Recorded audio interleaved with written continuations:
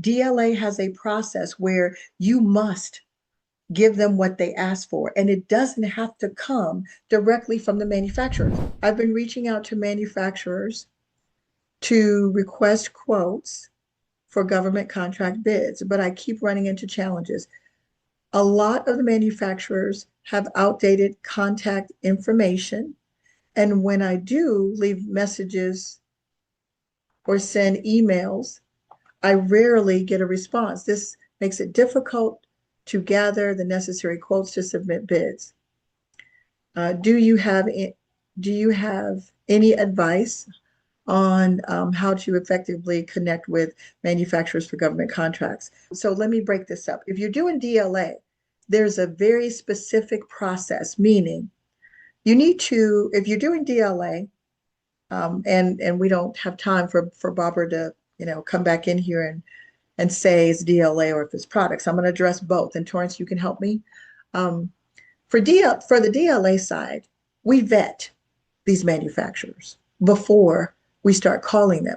And usually, for those of you that are not in DLA, DLA requires that you, or so-called, requires that you use a so-called approved source. A lot of times an approved source is not really an approved source.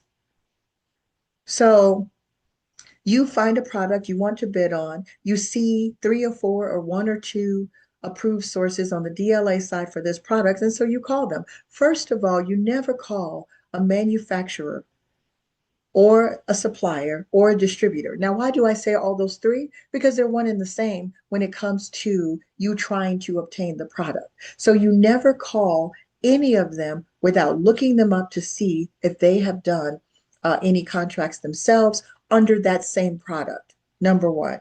And DLA allows you to look them up for awards. Okay, so you can look at their cage code and see if, as an approved source, have they ever won that award? If they're winning, you need to ask yourself, should I call them? My people, the people in my program, they know, okay, you can call them if you want to, but just because you don't see anything, or even if you do see something, they might say, well, Michelle, I see they've won some things, but it's not what I want to talk to them about.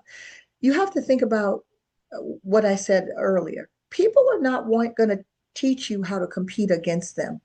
I'm the only person that you probably will ever meet that doesn't care about teaching people things that I know. I know there's some of us, but that's scarcity. Most of these people in DLA on the hardware side, they live in scarcity.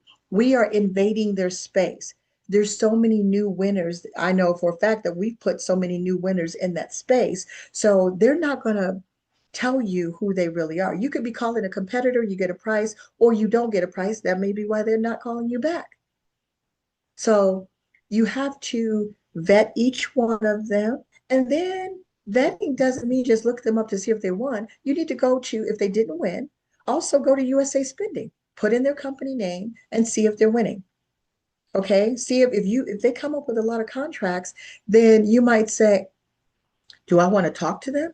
Because listen, you can find a different source, but the product has to be exact, right, Torrance? Torrance has had to show our clients, okay, yes, they say they're an approved source, but they're not really the approved source. They are our competitor, your competitor.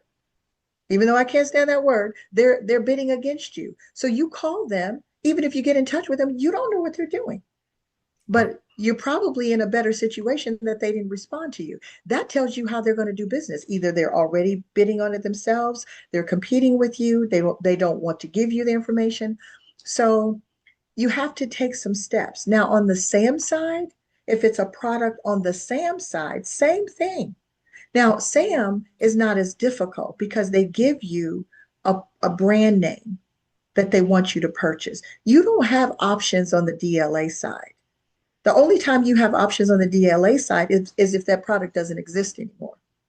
But on the SAM side, they will allow you to have options. So let's say they want you to go to a specific Mr. Smith's brand of, let's say, an HVAC product or something like that.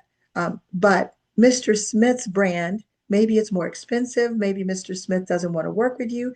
The SAM side contracting officers will allow you to present an alternate.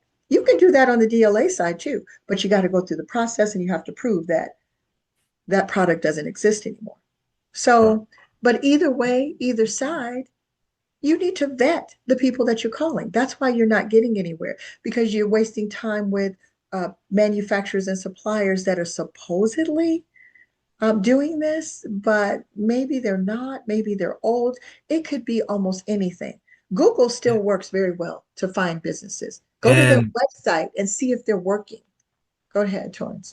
and the approved source that's making the product might have discontinued it or put it under another That's right. part number or something like That's that. So right. that's where Mhm. research comes in because say you think you say you think you found an approved source and you did all the vetting and you think they still sell this same product and you prematurely, you know, put in for a product and it may be discontinued. You know, it may be Right. under a new number. So things like that are super important. That's one of the key, very important processes in this A field. lot of these companies, to your point, get purchased. They get purchased. Sometimes you need to, because if you're doing products, you're always going to have a product number. And that product number is way more important than the manufacturer. Because if that product number, like Torrance said, is no longer in existence, then you're wasting your time. But that's a door opener for you to work with the contracting officer. You can tell them, but before you talk to the contracting officer to let them know this product doesn't even exist anymore, what you need to do is find an equivalent part number. You cannot do that in DLA right away. Let me just reiterate that DLA doesn't work like that. DLA has a process where you must give them what they ask for, and it doesn't have to come directly from the manufacturer. One of my suggestions is you should look and see if anybody else has the product because just I don't know where you're getting these manufacturer names from, but if you are not getting good names from, let's say, DLA, but you're calling these people, why don't you try doing research under the product number and the product name? As long as it's the exact product, you can use it with DLA.